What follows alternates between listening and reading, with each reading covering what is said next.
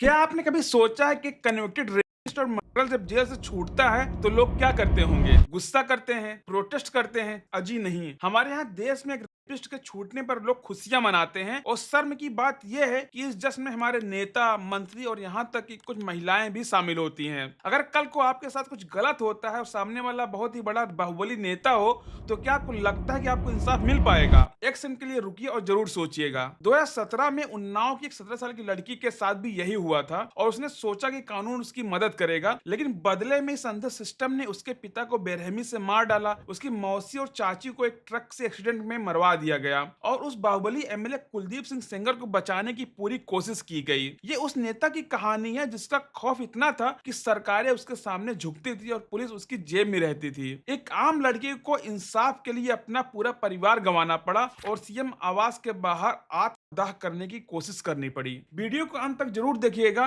क्योंकि आज सच बहुत ही कड़वा होने वाला है और आपको बहुत सारी चीजें पता चलेगी कि ये सिस्टम कैसे काम करता है जब कोई बाहुबली नेता किसी केस में फंसता है। तो कुलदीप सिंह सेंगर कोई आम नेता नहीं था। उसकी शुरुआत भले एक आम ग्राम प्रधान के तौर पर हुई थी, लेकिन बहुत ही जल्दी उसने समझ लिया था कि यूपी की पॉलिटिक्स में पावर कैसे हासिल की जाती है। 2002 में उसने बीएसपी के टिकट से अपना पहला चुनाव जीता था, फिर 2007 और 2012 में समाजवादी पार्टी से जीता उसने, और फिर 2017 आते थे जब हवा बदली थी तो उसने बीजेपी में अपने आप को शामिल कर लिया और वहां से भी एमएलए बन गया। सेंगर सिर्फ और सिर्फ एक एमएलए नहीं था, उसका भाई अतुल सेंगर और उसकी पत्नी भी लोकल पॉलिटिक्स में अच्छी खासी पकड़ रखते थे। उन्नाव में सेंगर फैमिली का एक अलग ही पैरेलल सिस्टम चला करता था। पुलिस उनकी मुट्ठी में रहती थी, एडमिनिस्ट्रेशन उनके इशारों पर काम करता था और यहाँ तक कहा जाता था कि उन्नाव में वही होता है जो विधायक जी चाहते हैं। और इसी पावर के नशे ने जन्म दिया एक ऐसे जुर्म को जिसका अंजाम पूरे देश ने देखा था। बात है 4 जून 2017 की। उन्नाव के एक छोटे से गांव में रहने वाली 17 साल की लड़की जो अपने फ्यूचर को लेकर के सपने देखा करती थी। उसे जब जॉब की जरूरत थी तो उसे गांव की एक औरत जिसका नाम शशि सिंह था, उसने लड़की से कहा कि विधायक कुलदीप सेंगर तुम्हें जॉब दिलवा सकते हैं।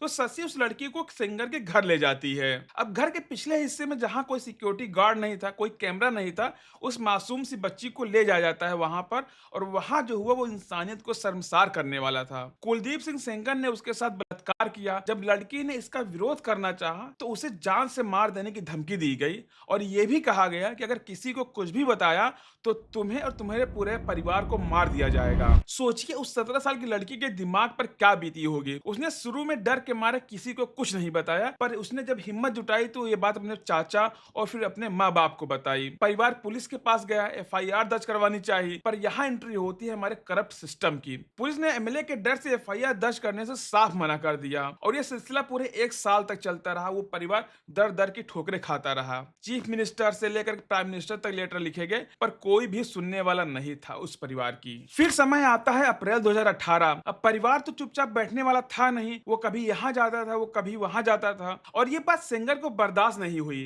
फिर 3 अप्रैल 2018 को कुलदीप सेंगर के भाई अतुल सेंगर और उसके गुंडों ने सड़क के बीच में लड़की के पिता को बहुत ही बुरी तरह पीटा था। पिता खून से लथपथ था, पर पुलिस ने क्या किया? पुलिस ने अतुल सेंगर को अरेस्ट करने के बजाय लड़की के पिता को ही आर्म्स एक्ट के एक झूठे केस में गिरफ्तार कर लिया। जेल में उसके पिता की हालत लगातार बिगड़ती हुई चली गई, उन्हें मेडिकल हेल्प भी नहीं दी गई और 9 अप्रैल 2018 को उस मासूम लड़की के पिता की पुलिस कस्टडी में दर्दनाक मौत हो जाती है। पिता की डेथ तो कोई नॉर्मल मौत थी नहीं, वो सिस्टम के द्वारा किया गया एक मर्डर था। अपने पिता को खोने से ठीक एक दिन पहले विक्टिम ने सिस्टम से हार करके यूपी के चीफ मिनिस्टर के घर के बाहर खुद को आग लगाकर जान देने की भी कोशिश की थी, क्योंकि कहीं कोई सुनने वाला था नहीं। अब इस घटना ने अचानक से नेशनल मीडिया का भी ध्यान अपनी तरफ खींच लिया कि ये कौन है। पूरे देश में आग लग गई। मीडिया, पब्लिक और ऑपोजिशन के दबाव में आकर के केस सीबीआई को ट्रांसफर कर दिया जाता है। फिर सीबीआई ने एमएलए कुलदीप सिंह सेंगर को अरेस्ट कर लिया। लगा कि अब शायद इंसाफ मिल जाएगा, पर सच ये था कि बुरा वक्त अभी और भी ज्यादा आने वाला था। फिर तारीख आती है 28 जुलाई 2019 की।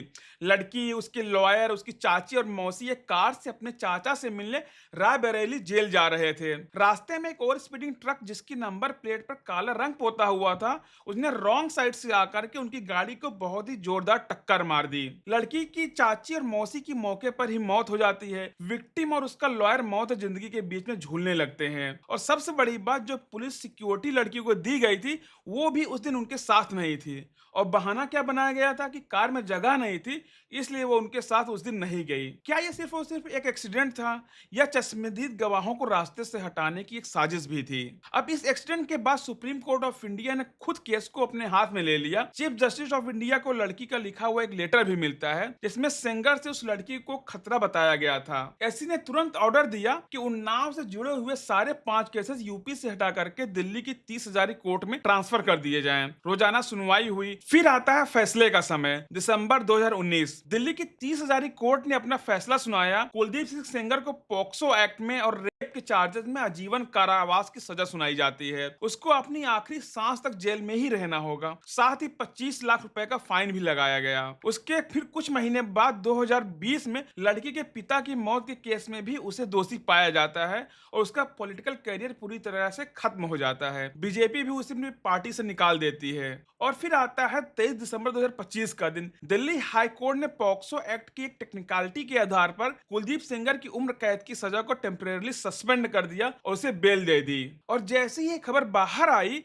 कुछ नेताओं और मंत्रियों की असलियत फिर से अपने सामने आ जाती है। सोशल मीडिया पर ऐसे कई वीडियोस और पोस्ट आने लगते हैं जिसमें मंत्री और लोकल नेता इस खबर का स्वागत कर रहे थे। नेताओं के फॉलोअर्स जश्न मना रहे थे और ऐसे वीडियोस वायरल हो रहे थे जिसमें क्लेम किया गया कि संगर जेल से बाहर आ गया है और उसे फूल माला पहनाई जा रही है। हालांकि बाद में ये पता चला कि ये सारी फूल माला वाली वीडियोस एआई जनरेटेड थी और फेक थी, क्योंकि सेंगर दूसरे केस मतलब कि पिता की डेथ वाला केस जो था उसमें वो अभी भी अंदर ही था। लेकिन पॉइंट ये है कि आप जरा सोचिए हमारा पॉलिटिकल सिस्टम कैसा है।